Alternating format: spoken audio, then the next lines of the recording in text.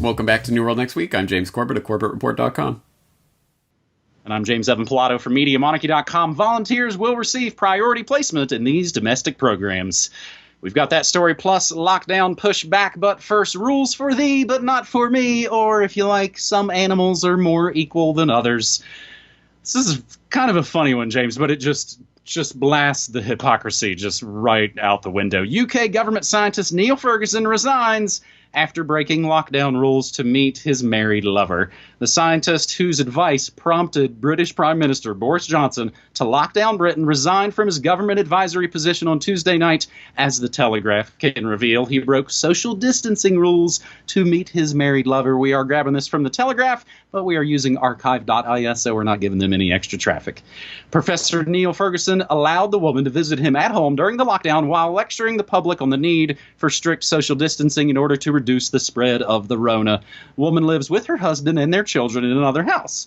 The epidemiologist leads the team at Imperial College London that produced the computer-modeled research that showed how Building 7... Oh, wait, that's a different government scientist. Computer-modeled research that led to the national lockdown, which claimed more than 500,000 Britons would die without the measures. Ferguson has frequently appeared in the media to support the lockdown and praised the very intensive social distancing measures. The revelation of the illegal trysts will infuriate millions of couples living apart and banned by the government from meeting upon during the lockdown. Now in its seventh week, if you're keeping score. On at least two occasions, and basically this article gets into how they were sneaking off into the night. Antonia Stotts, Staats 38, traveled across London from her home in the south of the capital to spend time with the government scientist nicknamed Professor Lockdown. The 51-year-old Ferguson, so he's got to get him a younger lady, had only just finished a 2-week spell of self-isolating after testing positive for the Rona. I deeply regret any undermining of the clear messages around the continued need for social distancing to control this devastating pandemic. The government guidance is unequivocal and is there to protect all of us. The first of Ms. Stott's visits, Monday, March 30th, coincided exactly with a warning by Professor Ferguson that all the lockdowns would have to go at least until June. Ms. Stotts, surprisingly a fake left campaigner, made a second visit on April 8th, despite telling friends that she suspected her husband, an academic in his 30s, also had symptoms of the Rona. She and her husband apparently, this is where it gets into the things that really aren't our business, but it's a tabloid reality show world, so Stotts and her husband live together with their 2 kids in a £2 million home, but are understood to be in an open marriage. She's told friends about her relationship with Dr. Lockdown, but does not believe their actions to be hypocritical because she considers their households to be one. Also not surprising, she declined to, of course, comment on this story. Another one from the Telegraph, how Neil Ferguson, architect of UK lockdown, was brought down by failing to obey his own rules. And as long as we're in this kind of garbage tabloid world, James, I kind of hope to see like a future headline of UK lockdown doctor beaten up by lover's cuckold. But it seems that the guy's into it. Not that there's anything wrong with that. It's just the levels of hypocrisy seem to know no limits, do they, James? No, they do not. And yeah, let's stress and underline the point of this story, because yes, I'm not here to cast judgments on people's personal relations, whatever, but that is not what this is about. This is about the person, one of the key architects of this lockdown madness that has spread around much of the world. It shows by his actions, not what he says, but by his actions, shows that this is nonsense, that he doesn't believe these things that he is preaching. That is the important part of this. And anyone who was on that team of, yes, we need to shut down everything, and if you step outside, you're killing grandma, and all of that, anyone who was on that team and sees this and is not incensed at the not just the hypocrisy. It's not about hypocrisy. It's about the fact that they lied to you. This person is outright lying to you. He shows by his actions that this is not he does not think this is necessary, but he's telling you to do it. Now, you guys should do this. I'm not going to do it, but you guys should do it, because you guys, it's very important that you guys do it. So he's showing by his actions that this is a lie. So anyway, that is the point of this story, and it is Absolutely. I hope people have noticed this is not a one-off aberration of just this one guy. There are many, many examples that are popping up of politicians and health experts and all of these people who are telling you to lock down, who are not socially distancing and doing all the rules that they're telling you to do.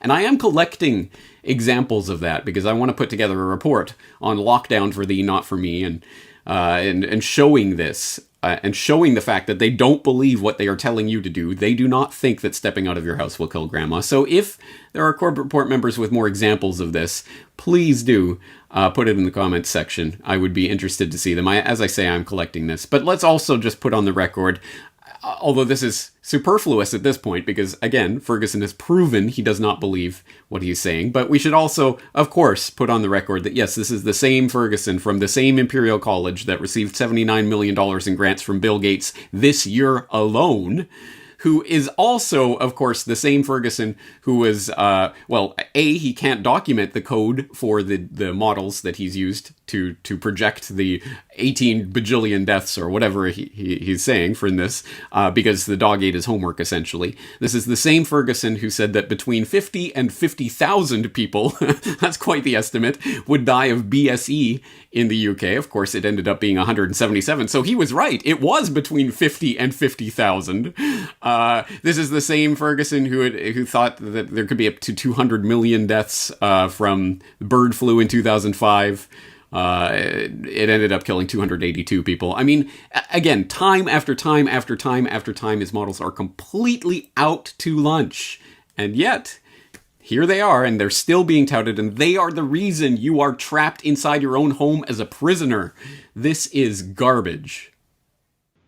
You, of course, make a couple of great points there. Think about that. If you're, say, I got to make a music reference. You're putting on some sort of concert. Oh, how many people are going to show up? Oh, 50 or 50,000. Somewhere in between there. And the point, too, that he doesn't believe his own garbage. If it were Jason Voorhees' axe murder behind the door, would he open it to let it in for his family or even his neighbors or his lovers? You would think certainly he wouldn't. So he must know that there's not an axe murderer waiting just outside the door. Whew. James, we move to our second segment here on episode 407 of New World Next Week for May 7th, 2020. And it's, again, all those sort of usual suspects, if you will. You know, that Kevin Spacey movie. Clinton Foundation wants to use AmeriCorps as National Contact Tracing Corps. This coming from the pretty awesome blog Mass Private Eye, the co-chair of AmeriCorps and the creator of AmeriCorps. Former President Bill Clinton wants to create a national contact tracing force using AmeriCorps volunteers. The co-chair of AmeriCorps, Congressman John Garamendi, recently introduced a bill that would expand volunteer opportunities within AmeriCorps and FEMA. The bill, undertaking national initiatives to tackle epidemic act, Unite Act, would allow AmeriCorps and FEMA to create a national contact tracing corps. The bicameral legislation ensures that existing national and community service programs are fully mobilized in order to assist in testing and contact tracing. The bill would also ensure that Peace Corps volunteers whose service involuntarily ended in March due to the Rona will receive benefits, priority placement in these domestic programs so they can continue to use their skills by facilitating testing and contact tracing. Meanwhile, in other places, 6 years ago, USA Today called AmeriCorps a wasteful flop, saying many members are serving essentially as recess referees. Far more disturbing, in 2018, a CBS News investigation revealed that AmeriCorps programs are rife with sexual misconduct and fail to meet federal standards and requirements. CBS News investigation also revealed that AmeriCorps and FEMA, of course, have a long history of working with young adults. Always the perfect cover. None of that matters to any of our killer politicians who hope you'll forget that a national contact tracing corps would be run by a group that, since its inception, has at the very least been mismanaged and filled with sexual harassment cases. There's a famous quote, James, this kind of reminds me of. This is, we go, kind of deep here again, as we've been talking for these last several weeks of the scamdemic. They didn't just invent this stuff last week. These are long-time plans, again, long con, multiple years, multiple administrations, and even generations. We cannot continue to rely on our military. In order to achieve the national security objectives we've set, we've got to have a civilian national security force that's just as powerful, just as strong, and just as well funded. You know it, of course, the famous Obama phrase about a national security objective and a force to bring that out. We'll also include the link to Obama's own factcheck.org. Remember, he's in the Annenberg and all his Chicago cronies are all behind that. Obama's factcheck.org has fact-checked that national security force quote and found that it's all good. James, it's almost like one side sets up the Stasi programs that their successor friends get to wield later. Clinton's omnibus crime bill helped pretty much set up the whole Terranoia Bush 9/11 police state. Bush's Patriot Acts helped set up Obama's drone wars, domestic surveillance, and now Swamp Thing gets to flex on all those previous so-called laws. James? And set them up for whoever gets the presidency next. So people who are cheering on, yay, Trump, I trust him. But then a Democrat will get in. Oh my God, a Democrat has these powers. How did this happen?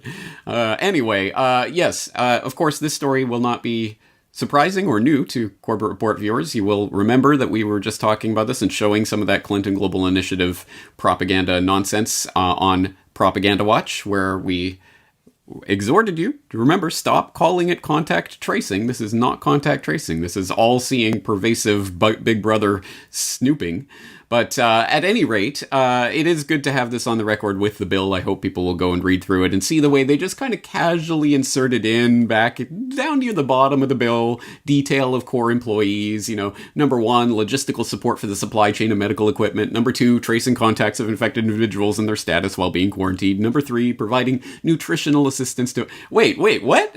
What did you just slip in there? Oh, that's right. Yeah, the spying police state. I don't even have the words to describe how disgusting this is, but they're putting it right out there. They are going to know everyone you meet and everywhere you go in the interest of saving the public from getting the sniffles, right? It's only because they love you and they want to take care of you. When has the government ever instituted any program that wasn't just in your best interests? But you could trust them. Absolutely. Yes, nonsense, garbage, rejected outright. Stop calling it contact tracing. And welcome to the new normal, guys. And do not accept it, because once again, let us remind people, any powers that are instituted in the wake of this emergency will be there forever. They will never, ever, ever give this up. They will never say, epidemic over, guys. Now we can stop all this contact tracing. We'll never look at you again. No, this is going in for good. So do not let this happen. Shake the bars of this cage before they lock the door. So on my show, I often talk about, I talk about my Alexa friend, which is actually a longtime dear friend who's never really met a scam he didn't fully love and believe in, and literally has the Alexa thing in his home, and tried to been, talking to him about Bill Gates. He's even been reading about philanthropy and seeing that maybe it could turn into a problematic thing. But still, Bill Gates spending his money to try and help people is still a good thing. This is about where he is. Meanwhile, when I told him they're openly spying on him in Baltimore, like they've been spying on him for the last few years, but now openly spying on him. Yeah, surveillance planes over your city. He has to go, oh yeah, I definitely don't like that thing. So I just, again, as we've all been doing, for 15 years, trying to turn our friends and family on to some of this information. And again, we're the crazy people half the time. And then the other time, look at us. We're the amazing, predictors of all of this. I've also been talking on my show a bit, James, about the 1976 swine flu scamdemic, which, among other things, of a rushed and botched and pretty much useless vaccine, they really didn't even shut anything down. It was basically just everything went on as normal. And this has happened time and time again. What makes this so different now? That's really kind of interesting question. Again, they kind of keep going for broke and moving the goalposts and just doubling down on the police states. But every now and then, of course, there's some not unmitigated good news, and there are people pushing back. And I think, again, as I've kind of been saying, I think it's only the beginning. Our third and final story on this New World next week, Oklahoma City ends face mask rule for customers after threats of violence. In Oklahoma City, and Oklahoma City walked back an emergency declaration requiring customers to wear face masks inside businesses after threats of violence were hurled at store employees. Officials in Stillwater, Oklahoma, announced the backtrack Friday, May 1st, less than 24 hours after the rule went into effect at stores and restaurants. Stillwater, Oklahoma Mayor Will Joyce said on Twitter he didn't expect the declaration to provoke a violent reaction. Quote, "I knew there'd be some objections, but I did not expect physical confrontations with employees and threatening phone calls to City Hall. I hate that our businesses and their employees had to deal with abuse today, and I apologize for putting them in that position." You got to at least give it up to him for saying, "I apologize." He said the face mask still strongly recommended for residents when around other people and will continue to be required for workers at public-facing businesses. We must find the common ground and work together to deal with the circumstances our society is facing. Whether or not we agree on the details, we have to find ways to cooperate in the task before us, and in a lot of ways that's true. But here's, I think, James, again, just this false dichotomy. Again, Trumpsters want to reopen great America. We need our corporate slave jobs. And then fake progressives call the snitch line to say, you're killing grandma. And those are your two choices. That's all you can get. Coke or Pepsi, those are your two choices. Almost like they're giving us two fake choices so that we arrive at the synthesis they wanted in the first place, James. This is, again, we've seen this play out a lot of times, and here it is again. We're just big time, prime time. Right, exactly. And that's, to me, that's the mitigated part of this good news story, is that, yes, the division is there, and unfortunately the people get set against each other rather than at the people who are directing this. So yes, violence and threats of violence and altercations with store employees is not the way we want to be going with this ultimately, because yes, they want the population at each other's throats. They want civil war. They want the violence so that they can step in as the saviors. The very same people who are the ones who are directing all of this, the Fergusons and their ilk of the world, who are telling you what to do and not doing it themselves, are the ones that we should be directing our anger towards, not the store employee who is literally has to do this because they've been told and so they're just doing their job. I know that is not an excuse for enforcing things that should not be enforced, but at any rate, we are not each other's enemies. The enemies are the people who are directing this scam and funding this scam at the very, very top.